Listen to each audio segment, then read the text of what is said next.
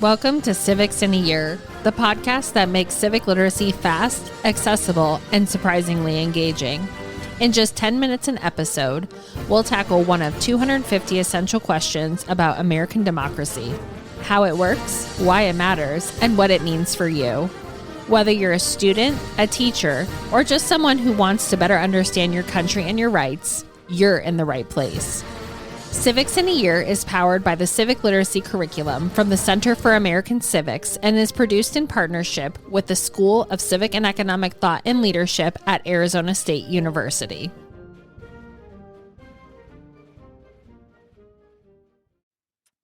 All right, welcome back to Civics in a Year. I am so stoked because I have been wanting Dr. Kushner on our podcast pretty much since we started, and I finally voluntold/bullied him into doing it. So today I'm excited to welcome Dr. Aaron Kushner, who is an assistant professor at ASU School of Civic and Economic Thought and Leadership, and someone who I get to work with quite a bit, does a lot of our teacher events, and teachers just absolutely love him. But Dr. Kushner, today we're talking about a couple things here. We're talking about the Indian Removal Act in 1830, the Supreme Court cases Cherokee Nation versus Georgia in 1831, and Worcester versus Georgia in 1832. So first of all, welcome to the podcast.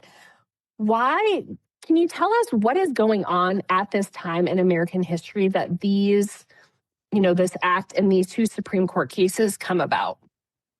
I'd like to start by differentiating between Indian removal and the Indian removal crisis. So Indian removal is a broader policy from the United States federal government that several state governments had also adopted, namely Georgia, Alabama, Mississippi.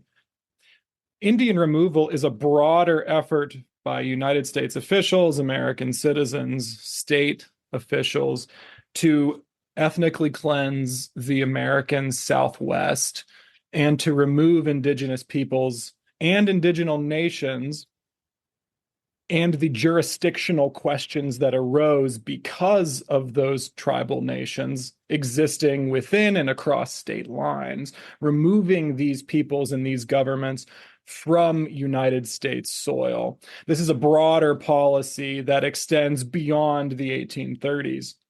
The Indian removal crisis, as it's typically known, really begins in 1827 with the the ratification of the Cherokee Nation's Constitution in 1827, the first indigenous constitution made in the model of United States constitutions in order to create a more centralized Republican government grounded in a concept and understanding of Western law.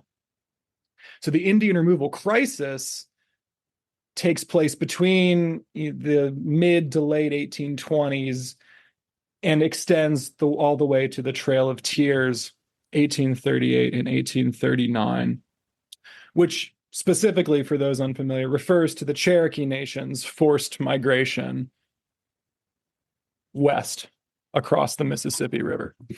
So with that said, what's going on in the 1820s is the election of Andrew Jackson and the broader democratic push in the United States to democratize the process of governing. This includes removing property requirements to vote for many states, or removing these requirements. More people are flooding the electorate, and these people who are flooding the electorate, still by and large white male citizens, of course, but these people see themselves as distinct from the elite that had taken over Washington. John Quincy Adams, the son of the second president, represents this New England elite. On paper, John Quincy Adams is probably the most qualified person to have ever been president. This guy had served as ambassador to many countries. He had served in many different levels of government. This guy was the son of a president immersed in politics, Mr. America. but he is sort of roundly hated by a lot of people in the country who see him as representing this oppressive New England distant elitist establishment. And Andrew Jackson represents, for many people, a breath of fresh air. We're kicking out the corruption.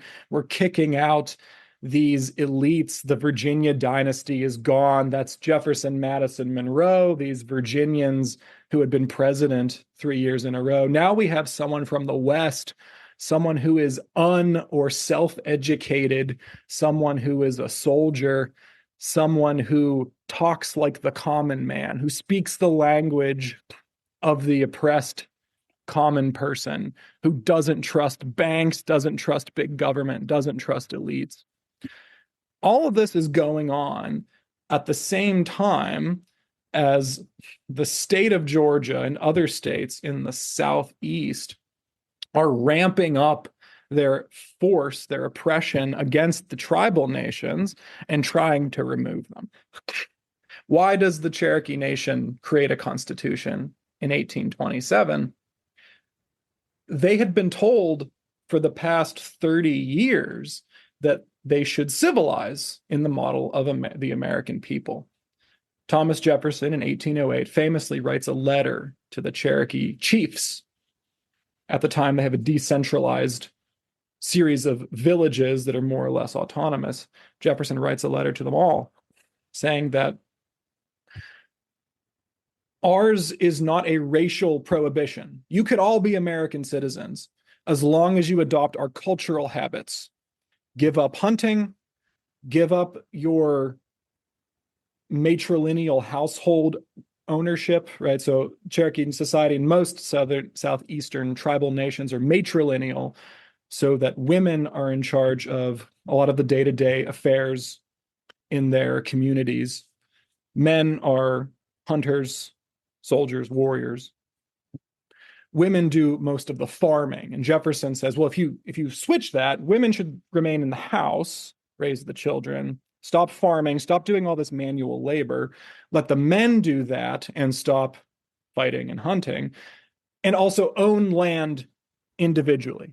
Right? We got to stop this communal land ownership, which is one of the most common arrangements among the southeastern tribes. They did not own land as individuals. The tribe owned land, and therefore everyone had a piece. Everyone had a place to live. There's no homelessness because everyone has space to live. And there's free access to all natural resources. So there's no extreme poverty. People have this communal sharing ethic in Cherokee called gadugi, where it means sort of right living. So people would share, they would have places to go to get what they needed. And the Americans said this was the main thing standing in the way of getting that land, because they had quite a bit of land. And so to encourage American expansion, to facilitate it, Jefferson and others had been constantly saying, look, we'll teach you how to farm, we'll give you all this equipment, we'll give you guns, we'll tell you the women how to sew, how to make clothing, we'll basically acculturate all of you. And in exchange, the American expectation is that Cherokee peoples and other peoples will just assimilate. And okay, we'll get the land. Okay. I love to point this out to students in class because it's one of the greatest examples of unintended policy consequences that we have. I mean, we could just point to this and say the federal government did this, all this acculturalization. They called it civilization policy among the American politicians. But what happens instead is, instead of giving up their communal land, the Cherokee Nation creates a constitution in the model of American constitutions specifically to protect their tribal practices. So Article 1 of the Cherokee Nation Constitution says our lands shall be held in common and are ours forever. And this is something that shocks the Americans who are paying attention. It shocks the Georgians. It shocks President John Quincy Adams. It shocks everyone. We didn't want that to happen. And yet here it is. The Cherokee Nation, under the leadership of people like Chief John Ross, Charles Hicks, and others, Major Ridge, had adapted the Western legal system to suit their needs. And so what we don't see a flipping, a full acculturation. We see this co-narrative of law, both ancient and modern, in the Cherokee Nation at this time, as they're starting to resemble an American state, for lack of a better word. But really, they're asserting their tribal sovereignty, which had always been theirs and which was never given up by treaty. Well, Georgia doesn't take kindly to this. And it just so happened at the same time that you have a fellow like Andrew Jackson, who hates American Indians, who, in the words of David E. Wilkins and Vine Deloria Jr., wanted to remove Indians from the Southwest or Southeast, if not from the face of the earth. Right? Jackson is a deeply sort of prejudiced man on this issue and is willing to look the other way. Well, what is he looking the other way on? It's the folks in Georgia, Governors George Troup, Governor John Forsyth, later Governor Wilson Lumpkin, and all these other folks who are sort of running that state during this time period, they discover gold on the Cherokee lands at the same time as the Cherokee Nation is developing a constitution to defend their land titles. There's gold discovered, and Georgia it's very explicit. If you go back through the record, the laws, they talk about the gold mines. They want the gold. They also want the land, and they want the indigenous people. They want the people gone. The Creek Nation is also wrapped up in this story. For a good book about that, it's called The Politics of Indian Removal by Michael D. Green. It's a great book if you're interested in the Creek Nation's struggle against Georgia. I'm focused today here on the Cherokee Nation. Time to backtrack for a second. Okay. In 1802, the United States federal government signs a treaty, a deal with Georgia, the state.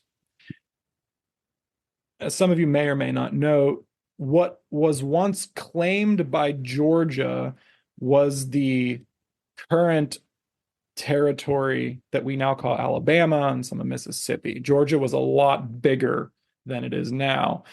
The federal government makes a deal with Georgia in 1802 to cleave off over about half of itself. In exchange, the federal government in 1802 promises, as soon as is practicable and as is peaceable, we will remove the tribal nations from within your borders in 1802. Georgia has been making requests ever since to the federal government, and these are always either ignored or there are land deals done. The Cherokee Nation signs a lot of treaties during this time. The Creek Nation signs away a lot of its land during this time. But there's a shift in the Cherokee Nation, as I mentioned before, especially as they start their own tradition of written law, of constitutional government, to saying, we're done signing away land. We will sign away no more. And Georgia points to that 1802 document. So George Troup, for example, points to that 1802 document, says, no, you're going. John Adams says, I can't do anything. They're not going to sign a treaty. Nothing we can do. Georgia and the Georgian officials try to move heaven and earth to force treaties. There are fraudulent treaties signed. There's deception. There's fraud. There's all this sorts of conniving going on behind the scenes with the Creek Nation, with the Cherokee Nation. But the Cherokee Nation refuses, is the important point here. We're done. Chief John Ross and the roughly 16,000 Cherokee Nation citizens at the time, we don't want to do this anymore. And without our consent, you cannot do this. So Georgia begins creating these constitutional arguments saying that the treaties that the Cherokee Nation had signed with the United States suggest a giving up of sovereignty over time. Because in the Treaty of Hopewell, which is 1785, before the United States government even has their own constitution. They have given up, the Cherokee Nation has given up its ability to legislate for itself because they have placed themselves under the protection of the United States. This is Georgia's argument, to which Chief John Ross of the Cherokee Nation says, no, we didn't. So Georgia is sort of making this claim that if you don't have the full right of sovereignty, you are not fit to sign treaties in the first place. It's a very convoluted and complicated argument because Georgia's trying to work its way around the treaty being the supreme law of the land. Article 6 of the U.S. Constitution, treaties are supreme law. And Georgia is trying to bend over backwards to argue that these particular treaties are null, or at least we don't have to listen to them because state sovereignty is superior. John Forsyth has a line during the Indian removal debate themselves in Congress where he says, and I paraphrase, the petty sovereignty or the intrusive sovereignty of a petty tribe of Indians does not bear any actual political weight. He says this on the Senate floor as part of Georgia's case against the Cherokee Nation. They just want them gone. They also argue that, and this is sort of where it gets even more kind of confusing for those of you paying attention, you familiar with constitutional law. Article 4, Section 4 of the United States Constitution prevents other states from being erected within the boundaries of current states. And so Georgia's arguing that this constitution that the Cherokee Nation has created is in effect a new state arising within the boundaries of Georgia, and therefore is unconstitutional, and the Fed better get in here and remove them. To which the Cherokee Nation replies, we've always been here. We're here longer than you. We are not a new sovereign nation. We've always been a sovereign nation. We're just reorganizing ourselves. Again, the goal of this reorganization, one of them, was to prove themselves legitimate in the eyes of the U.S. legal system and to better articulate legal defenses of their communal lands. That was one of the goals the Cherokee Nation leaders had in doing this in the first place, and Georgia throws it in their face. The Indian Removal Act became sort of one of the signature pieces of legislation in Jackson's first term. As soon as Jackson gets into office, he tells Congress, we need an Indian removal bill. He helps ensure through his allies, we're looking at here the birth of the Democratic Party. So they're usually called the pro-administration, the pro-Jackson faction in Congress. They're not quite Democrats yet, but they will be for the next cycle. So the pro-administration folks in Congress make sure that the Indian Affairs committees in the House and the Senate are both staffed by Southerners, by Georgians, and by people who agree with Jackson on this policy. So you see Hugh Lawson White in the Senate from Tennessee, Jackson's home state, heading that Indian Affairs Committee. You see a Georgian, Bell, in the House doing the same, and they propose very similar bills for Congress to remove indigenous peoples in 1830. One of the things to know about the 1830 Indian Removal Act is that the debate that they have is really over the implications and the subtext, because the actual text of the bill is fairly benign if you don't know what's going on. It doesn't remove anyone. The Indian Removal Act of 1830 does nothing. It's an appropriations bill. It appropriates $500,000 to the president to hand out in the event that the president can secure treaties agreeing to removal. So it doesn't remove anyone. It seems benign, which is how the Southerners would bill it in Congress. They're like, no, it's all voluntary. But in his now famous defense of the Cherokee Nation in the Senate, Senator Theodore Frelinghuysen of New Jersey, who's this first-term senator, comes out of nowhere And no one's sort of expecting him to do this. He talks for 6 hours on the Senate floor across 3 days to defend the Cherokee Nation because he realizes what's going on. And he reads at the beginning of his long, long speech this document that the War Department, the president's office, had sent to Indian agents in the South, telling them the exposure of this document. You can think of the parallels today. We have the Epstein reports come out and people are named. This document is inflammatory because the War Department is instructing its Indian agents. The indigenous peoples of the South are communal people. They meet in council, they deliberate and decide things together. You need to get them each alone in order to effect Indian removal treaties. Get them alone, offer them gifts, appeal to their prejudices. And he's reading this on the Senate floor, and it sparks this national controversy. All these letters, these women's groups. Catherine Beecher in the North organizes a women's petition campaign where they all write letters to Congress. Jeremiah Evarts in the North is petitioning people, Christians of the United States, to oppose Indian removal because they're exposing the sort of tactics they were using to effect Indian removal at any price. So Frelinghuysen in 1830, debating the bill, opposing it, is saying, look, yeah, the bill reads benign, but don't let that fool you. So the goal is to remove these people. It was never about, federal Indian policy was never about really caring for indigenous peoples, he argues. It was about getting land. And he says, one of the famous lines from his speech is that United States officials, Americans, are like horse leeches screaming, give, give, their insatiable cupidity, right? I paraphrase there, but that's his implication. So he targets Georgia very specifically. He says, what are you doing?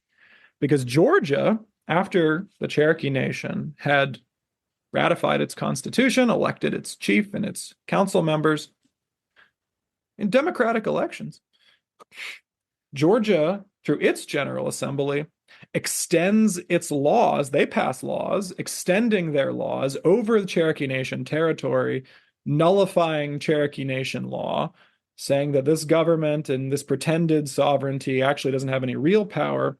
All these indigenous peoples, these Cherokee peoples, these Creek peoples, anyone else, is now under the jurisdiction of Georgia.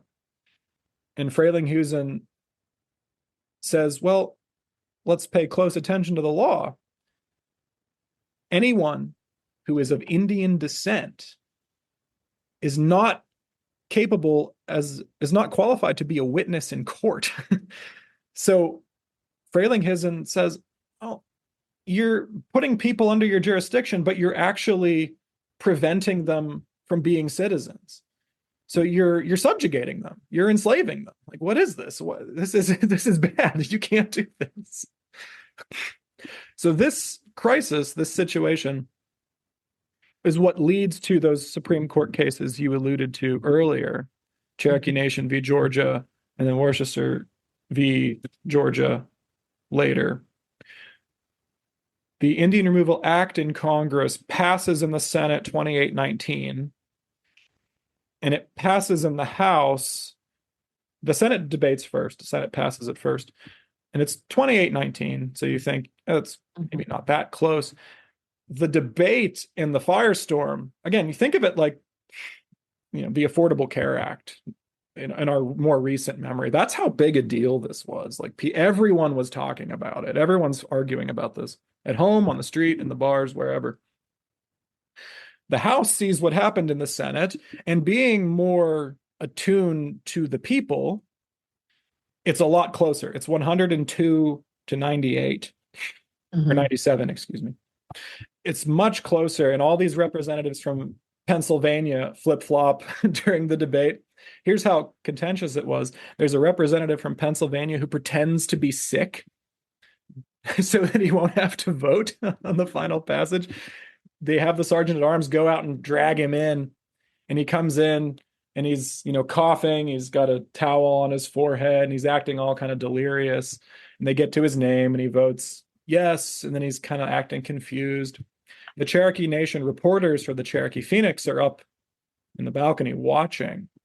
And then a couple hours later, the Cherokee Nation official or the reporters say, well, he makes a miraculous recovery because a few hours later, he's on his feet screaming because his bill that he had sponsored came up later. So that just goes to show sort of the contentiousness that was in the country and in Congress at the time. Like, this was not a done deal. There was a chance that this went the other way had people making different choices. So I push back against a lot of times when you hear about Indian removal, you hear the phrase foregone conclusion or that it was inevitable, but really it wasn't in Congress. These are people that made choices, and thinking of it as inevitable really lets them off the hook.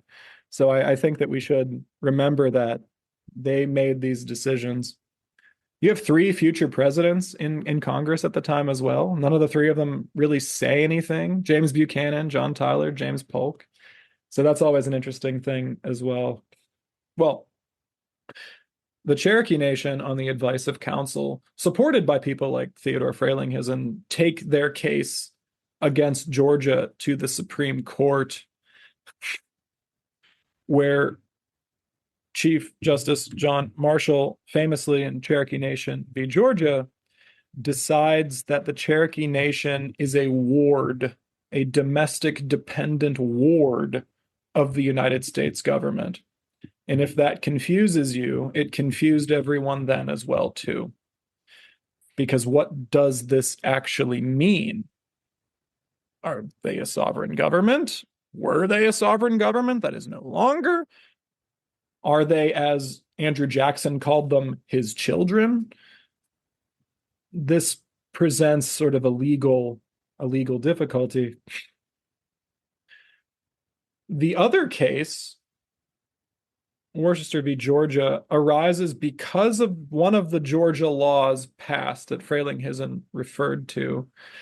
Georgia passes a couple laws after the Cherokee Nation ratifies its constitution, attempting to subjugate them. One of the stipulations in one of the laws said that any white man living in the nation, working in the nation, must leave or swear an oath of loyalty to Georgia and stop helping the Cherokee Nation resist removal. Well, who helps the Cherokee Nation resist removal but the missionaries? There are quite a few missionaries in Georgia at the time, Samuel Worcester being the one for whom the case is named. These men refuse to swear a loyalty oath to Georgia. They continue helping the Cherokee people resist removal, and they're all arrested and imprisoned by the Georgians. And so that court case arises because Worcester is a U.S. citizen and has therefore standing in court, unlike apparently the Cherokee Nation the year prior, has standing in court to actually sue the state as a constitutional matter. So the constitutional question here is, can Georgia actually do this? And in that case, Worcester v. Georgia, Chief Justice John Marshall rules that the state laws are unconstitutional. They can't do this. Georgia is out of bounds. The United States Constitution clearly gives the federal government the authority to treat with and deal with tribal nations, and that the states essentially gave up this power when they ratified the Constitution at the founding. So states no longer have the authority or ability to do anything with the indigenous nations that doesn't involve sort of immediate security matters. If there's a skirmish or something, the state does. But anything else, no, you don't have authority here. Worcester should be freed. And again, he's not the only one who's in prison, so these missionaries need to be freed. This is an unconstitutional law. There's an apocryphal statement that everyone thinks Jackson made. And it would have been really cool had Jackson actually made it. And you know where I'm going with this. I do know where you're going. Yeah, I promised Dr. Sean Beinberg that I would say this. And it's unfortunate that he didn't, because it would kind of be cool. But the statement that a lot of people attribute to Jackson is John Marshall has made his decision, now let him enforce it. He doesn't actually say this. unfortunately. But the sentiment is still there. Yes. Jackson still chooses to ignore the court's decision here, effectively deferring to Georgia because there's a broader crisis. So there's some scholars, some historians who will, if not defend Jackson here, at least push back on the claim that Jackson just sort of hates indigenous peoples and will do anything to get rid of them. Mm-hmm. I'm not saying I agree with this. I'm saying that there's a contingent of historians that will say Jackson is dealing with a broader issue of nullification and potential civil war in the country. South Carolina is going crazy with nullification. Georgia is going crazy with basically challenging the federal government's authority. You have these southern states who are really pushing back, and not just with words. There's a point at which John Quincy Adams sends or threatens to send federal troops to Georgia to make sure that a fraudulent treaty is properly investigated, to which Governor George Troup of Georgia summons the state militia and says, come try. We'll fight you out of the state. And Quincy Adams backs down.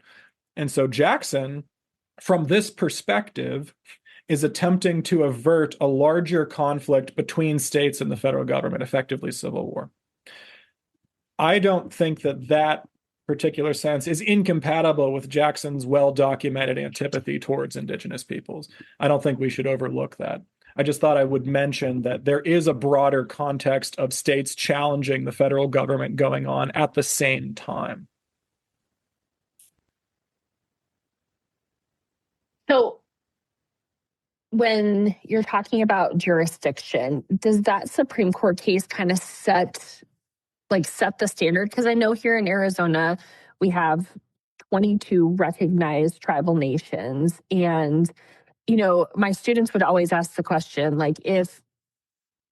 and this is, the laws have since changed, but why can't we gamble in Phoenix, but they can do it on, the Indian reservation? So does that case kind of set the standard for the jurisdiction, for the reservations or, land is to the federal government and not the state government? Or when does that kind of come to be? Yeah, the answer with most of these things is confusing and complicated. Mm-hmm. Simplify. Yep. These three cases, so there's three cases here, actually. There's a prior case, I believe 1823. It's called the McIntosh case. McIntosh plus Cherokee Nation v. Georgia plus Worcester v. Georgia are considered the three that establish for the first time the Supreme Court's kind of basic understanding of what tribal nations are in relationship to A, the United States, and B, the state governments. So those three cases are generally seen as establishing the baseline from which future court decisions and legislation are based. Okay. Don't tell anybody else, but you're my favorite. And I really do appreciate you doing this. Well, thank you. I appreciate it. Thanks for joining us on another episode of Civics in a Year. If you enjoyed this episode, be sure to subscribe and share it with someone who cares about a constitutional republic as much as you do. For more episodes, resources, and updates, follow us on social media or visit us at civics.asu.edu. Make sure to check out the show notes for any relevant links. Special thanks to the United States Marine Band for their performance of the Stars and Stripes Forever. Let's keep building a stronger constitutional republic, one episode at a time.